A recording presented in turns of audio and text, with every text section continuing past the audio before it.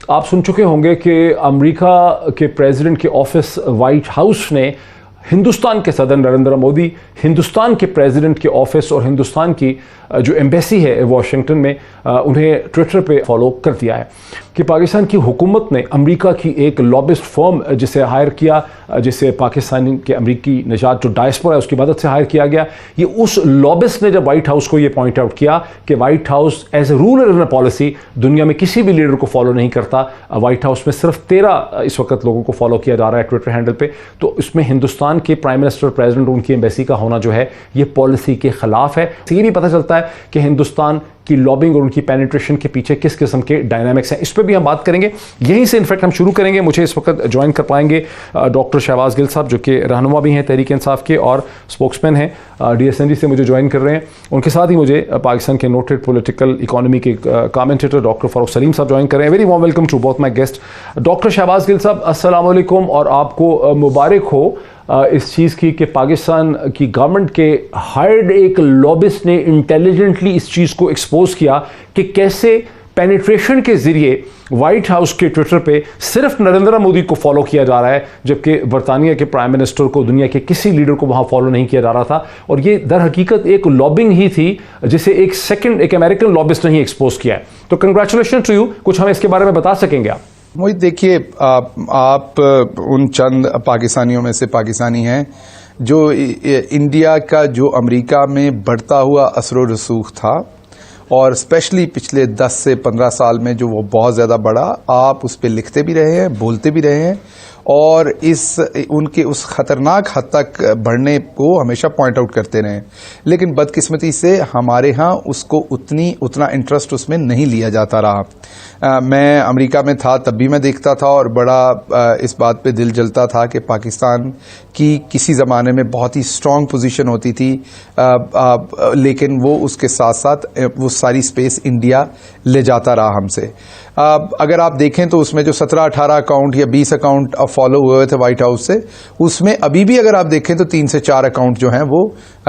India के हैं। लेकिन हमारे, जैसे आपने कहा कि हमारी गवर्नमेंट की बेहतर policies, prime minister Imran Khan की क़यादत में हमने इसको बहुत इफेक्टिवली आवाज़ उठाएंगे। जहाँ पे भी हमें लगेगा डिस्क्रिमिनेशन हो रही है, जहाँ पे भी हमें लगेगा कि जो एक अमेरिका का अपना आइन कानून है, अमेरिका में रहने वाले बहुत सारे जो पाकिस्तानी निजात अमरीकी हैं उनके भी वहाँ बराबरी के हक हैं, तो उनकी भी वहाँ पे आवाज़ उठेगी कि अगर हिंदुस्तान को एक ट्रीटमेंट मिल रहा है तो वो पाकिस्तान को क्यों नहीं मिल रहा।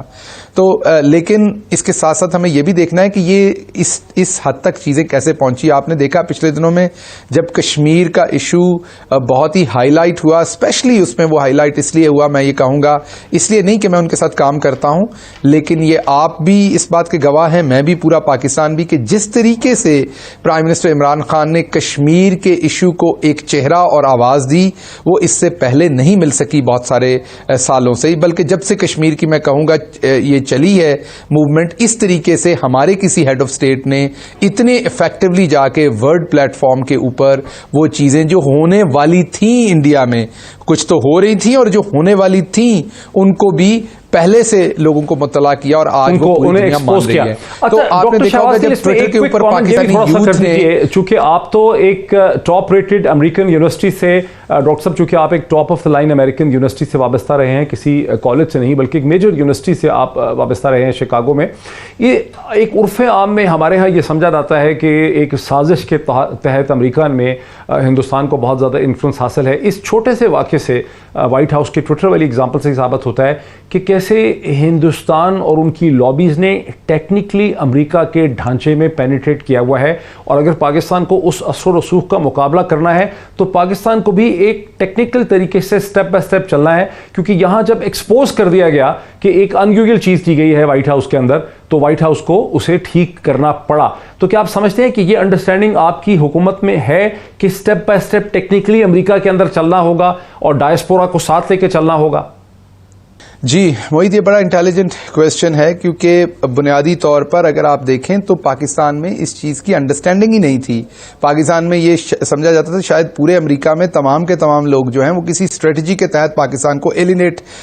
وہاں پر جو سپیس تھی، پولیٹیکل سپیس، اس میں کرنے کی جو کوشش ہو رہی تھی. کوئی ایسا ہرگز نہیں ہے. ہم اگر نمبرز دیکھیں تو نمبرز بولتے ہیں. جو جتنے بھی سینیٹرز ہیں، کانگریس مین ہیں، جتنے بھی ڈسائسو آفیسز ہیں وہاں پر، ان میں جو ایڈز ہیں، پولیٹیکل ایڈ ہیں، وہ دیکھیں کتنے پاکستانی اور کتنے انڈین ہیں. اسی طریقے سے وائٹ ہاؤس ہے، دوسری جگہ ہیں، ان کی ٹیکنالوجی کا سٹاف ہے، ٹیکنیکل ایریاز ہیں، پالیسی کے ایریاز ہیں، تھنک ٹینکس ہیں. آپ دیکھیں کہ وہاں پہ کتنی زیادہ انڈین نیشنلز کی وہاں پر نمبرز گیم جو ہے وہ بہت ڈفرنٹ ہے. تو بنیادی طور پر پاکستان کو بہت لاجیکل سٹیپ لینے چاہیے تھے جو اب لیے جا رہے ہیں. اور اس میں ایک طرف تو آپ دیکھیں کہ ہمارے پرائم منسٹر ہیں، اور اس کے ساتھ ساتھ ہماری بہت ہی گڈ لک ہے کہ ہماری اس ٹائم جو آرمڈ فورسز کی قیادت ہے وہ جنرل باجوہ کے ہاتھ میں ہے،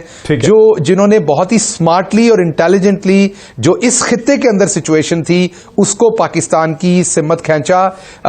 پچھلے چند سالوں میں. اور اس کی وجہ سے ہماری جو بارگین چپ تھی وہ پہلے امریکہ میں اور دوسری جگہوں آج کے دن اس لحاظ سے بڑا اہم ہے کہ پاکستان انٹرنیشنل ایئر لائنز پی آئی اے کو پہلی دفعہ، جب سے پی آئی اے بنی ہے، پی آئی اے کو پہلی دفعہ ڈائریکٹ فلائٹس کی اجازت ملی ہے امریکہ کی ایئرپورٹس تک. اس سے پہلے پی آئی اے نے 20 برس تک اس کی اسٹرگل کی ہے. پہلے تو پی آئی اے کے پاس یہ کیپیسٹی ہی نہیں تھی، ایسے جہاز ہی نہیں تھے. لیکن 9/11 کے بعد امریکی حکام کو، ٹرانسپورٹیشن سیکیورٹی ایجنسی TSA کو یہ احتراز تھا، ان کو یہ خدشہ تھا کہ پاکستان کے ایئرپورٹس، یہاں کا جو نظام ہے پی آئی اے کی اپنی جو سیفٹی ہے اور جو ایئرپورٹ سیکیورٹی فورس ہے اس کا نظام اتنا مستحکم نہیں ہے، اتنا محفوظ نہیں ہے. لیکن اب ایک انالیسس کے بعد پی آئی اے کو ایک تجرباتی طور پر اس ہنگامی حالات میں 12 فلائٹس کی اس وقت اجازت ملی ہے. لیکن ایک امید یہی کی جاتی ہے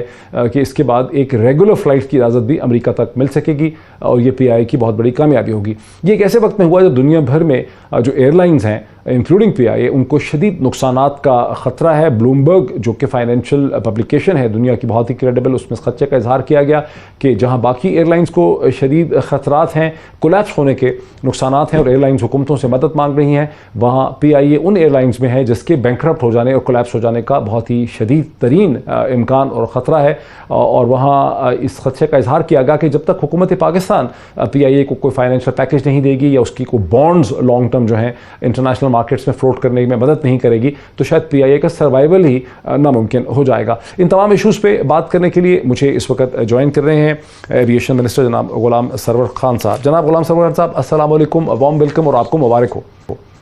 مبارک تو آپ کو ہو جی، کنگریچولیشنز. لیکن یہ تھوڑا سا بتائیں کہ لوگ کہہ رہے ہیں کہ یہ تو محض 12 فلائٹس کی اس وقت امریکی حکام نے اجازت دی ہے ایک سال کے اندر، تو کیسے حکومت اور پی آئی اے اس پرمیشن پہ کیپٹلائز کر پائیں گے، کیسے اس کو بلڈ اپون کریں گے، اس سے کیسے کچھ بڑا فائدہ حاصل کر سکیں گے؟ جیسا کہ آپ کے معید آپ کے علم میں ہے اور پوری قوم بھی جانتی ہے کہ 9/11 کے بعد امریکہ کے لیے ڈائریکٹ فلائٹس معطل کر دی گئی تھی، اور جو فلائٹ ایک جاتی بھی تھی وہ ٹرانزٹ میں مانچسٹر جاتی تھی اور اوور کاسٹ کرتی تھی.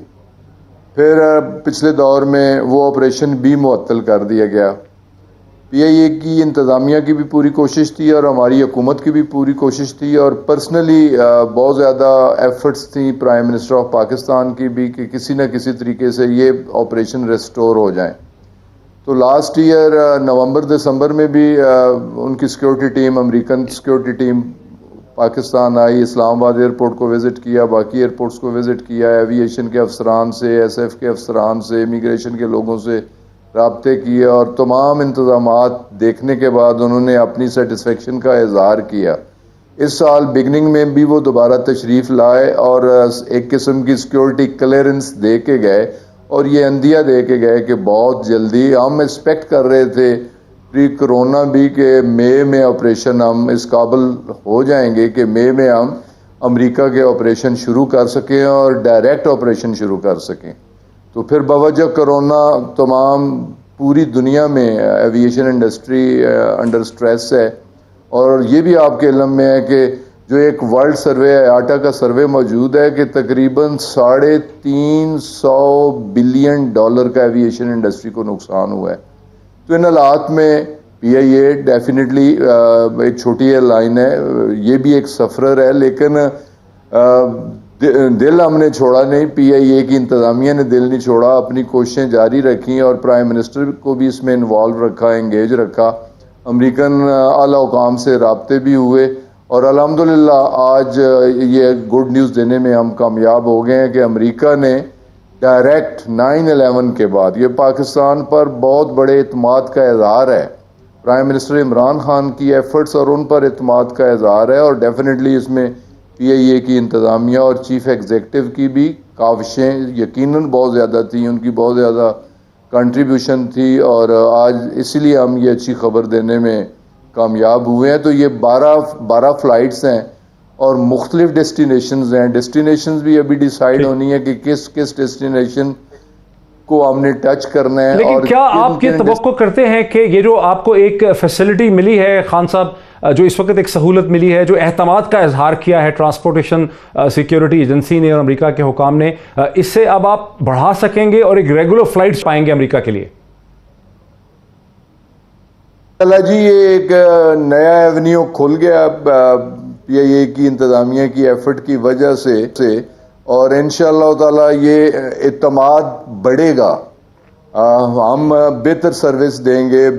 بہتر سیکورٹی میئرز ہوں گے، اور انشاءاللہ تعالی حالات معمول کے بعد جہاں ہم چاہیں گے، جس ڈیسٹینیشن کو ہم ٹچ کرنا چاہیں گے، اتنا اعتماد ہم حاصل کر لیں گے اور اتنا اعتماد ہم دلا دیں گے کہ جو ڈیسٹینیشن ہم چاہیں گے انشاءاللہ تعالی امریکن سیکورٹی ایجنسیز اس کی ہمیں اجازت دیں گی، اور یہ آپریشنز PIA کے ڈائریکٹ فلائٹ کے آپریشنز انشاءاللہ تعالی پوسٹ کیرونا بھی کنٹینیو کریں گے۔